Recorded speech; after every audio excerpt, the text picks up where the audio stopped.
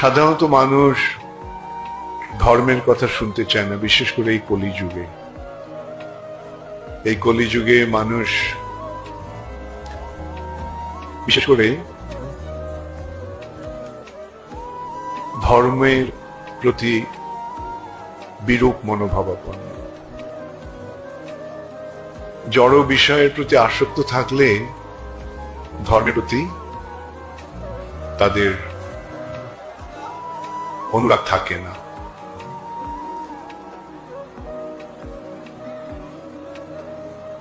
কিন্তু যদি ধর্মের পথ যদি অবলম্বন না করা হয়, তাহলে মনুষ্য জীবনের এই যে অত্যন্ত সুন্দর একটা সুযোগ আমরা পাচ্ছি, সেটা ব্যর্থ হয়, নষ্ট হয়ে যায়।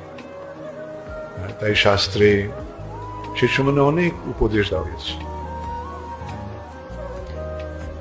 বলা হচ্ছে যে এমনও দুর্লভ মানব দেহ, পাইয়া কি করো ভাবনা কেহ। এই যে দুর্লভ মনুষ্য জীবনটা পেয়েছো, এমনও দুর্লভ মানব দেহ, কিন্তু সেটা পেয়ে আর ভাবনা কি, পাইয়া কি করো ভাবনা কেহ। কিন্তু এবে না ভজিলে যশোদা সুত, চরমে পড়িবে লাজে।